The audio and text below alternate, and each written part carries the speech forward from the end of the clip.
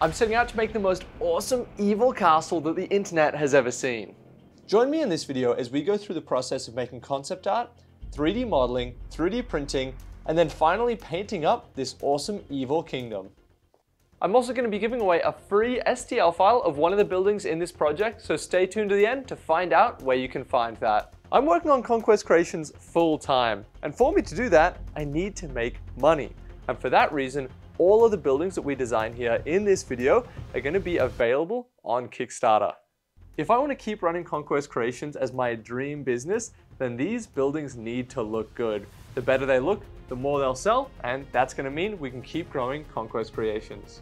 But on the other hand, if they look bad and people don't like them, well, they're not going to sell, we're not going to make any money, and Conquest Creations could be in a bit of trouble. For this evil kingdom, we're going to follow the same format that we followed for our previous kingdoms. We want modular walls, we want 6 different buildings, and then a great hall, one building much bigger than the rest, as well as some scatter terrain. Before we start designing anything, we wanted to figure out about the culture and the story behind our kingdom. We decided that it would be built in the ruins of a once noble and bright kingdom of men that has since been destroyed and is now inhabited by orcs, spirits, trolls, and any other manner of evil monsters. We started with this cultural concept art where we want to answer questions like, what do orcs actually eat? How do trolls integrate into this society? And what do orcs do in their free time? Fighting seems like a very orcish evil thing to do, so we decided because of that, one of our buildings had to be an arena, and this is the design brief that I came up with. It should be built in the ruins of a circular tower with lots of stands around it so the orcs can have fun watching each other cut each other to bits and throw some of their prisoners in there as well. At this stage, I've done a bunch of concept art, but none of this is really helpful for actually building a concrete building. So I'm gonna go do a proper sketch that can turn into one of the buildings in the Kingdom of Azragor.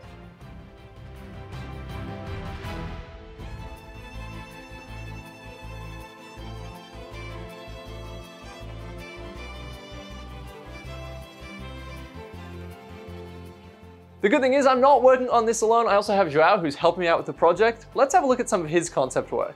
Hi, I am João, an artist working here at Conquest Creations. I started out by exploring the visual language of the Kingdom of Azragor, working on shapes such as doorways and windows that will be consistent throughout the entire project. A challenge that I had was adapting all the crazy ideas me and Jacob had into something with a strong narrative. To this end, I spent some time on how the original makers created these buildings, and how they were sacked, ruined, and repurposed by their new evil masters. A great example of it is the slaughterhouse. Once the manor of some noble family, it was turned into a butcher's workshop to feed the hungry hordes. From meat hooks on the walls to a massive guillotine for the great beasts used as cattle, it really shows how the inhabitants of Azragor are both brutal and ingenious. I also went ahead and made a primitive model of a series of buildings so we could see the whole city and how it's interacted on the tabletop. Now that we've got a ton of concept work completed, we're ready to start sculpting.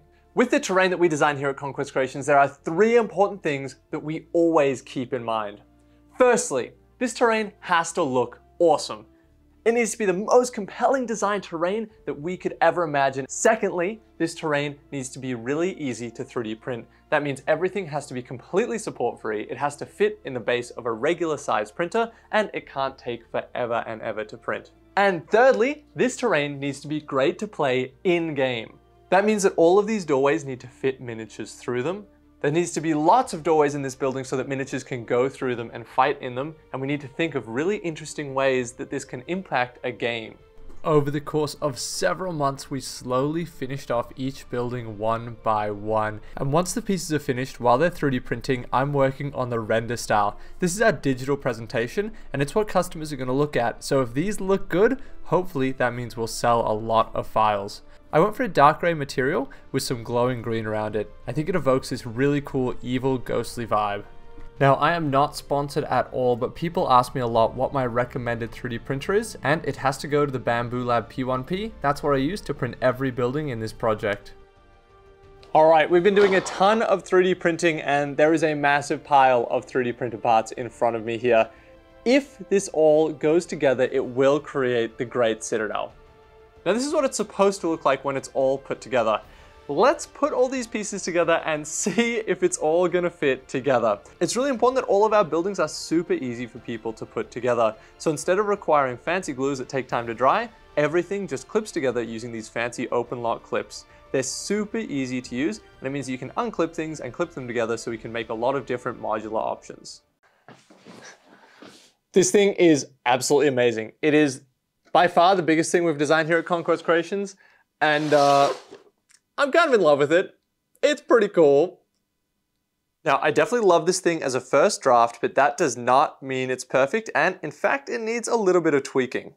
And the first change that we need to make is to make it look better. I think that these large blades don't have enough texture on them, so they look kind of too flat. I'm gonna go and add more texture to them.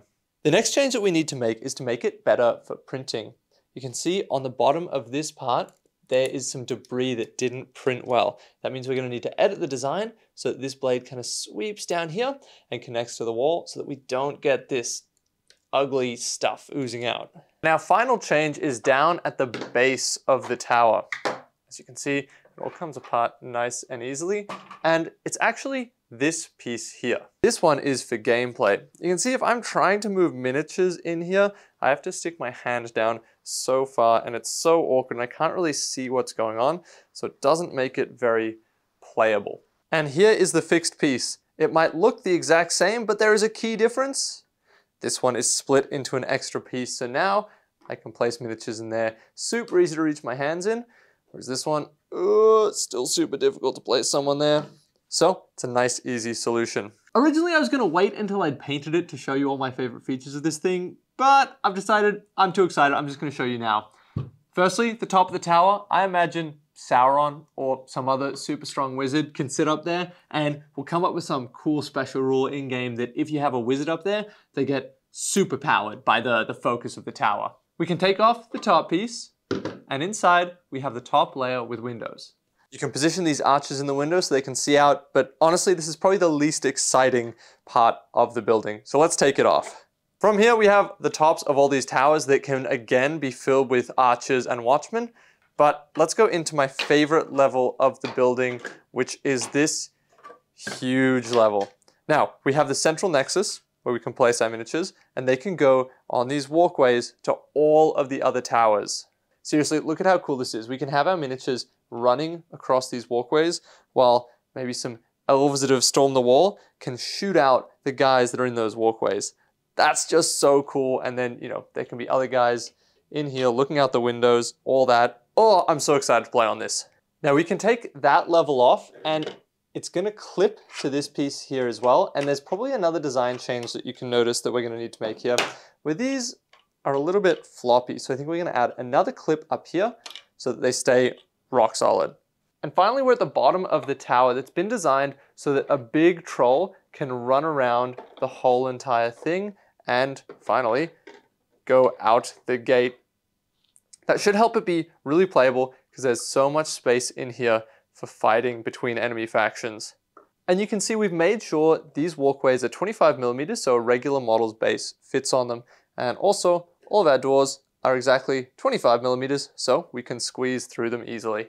One other quick design change that I've noticed as I've been going through this is that it's actually really difficult to get models up on the walls because the only way to currently do it is by climbing up these ladders and going on the walkways. So what I'm going to be doing is adding some ladders in here on these internal walls so that models can more easily access them. By giving models freedom of movement inside this space, it's going to make it way more fun to play on.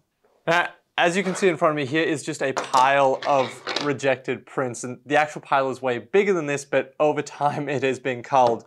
Don't worry, these rejected ones aren't wasted. They're given away to my mates who can get the rejects. But it's a good way of just not wasting the plastic. In order to get a good end product, we have to test print things a bunch of times. There's a lot of details that look great in the computer, but when they're printed, they don't read that well. There's a lot of things that look great, but also can't be printed without supports. And sometimes it's a great idea in the computer, but once it's printed out, we realize it's just not gonna be good for gameplay. While my pile of rejected pieces is big, that means that my pile of ready pieces is also huge, and let's start painting.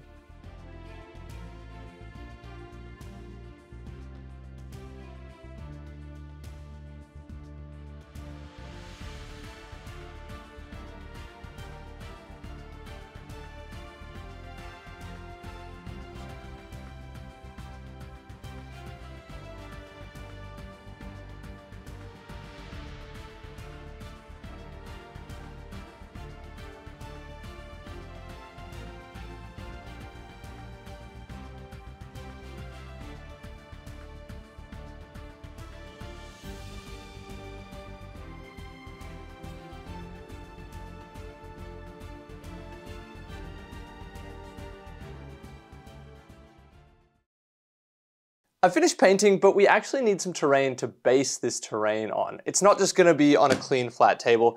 And the good thing is, that's actually already done. In front of me here is the model board that I built in one of the very first videos that I ever made on this channel.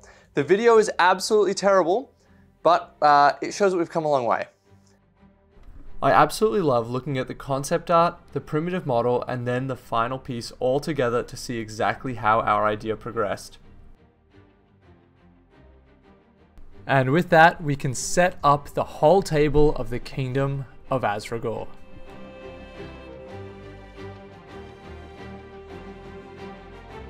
Sculpting the Kingdom of Azragor was a journey.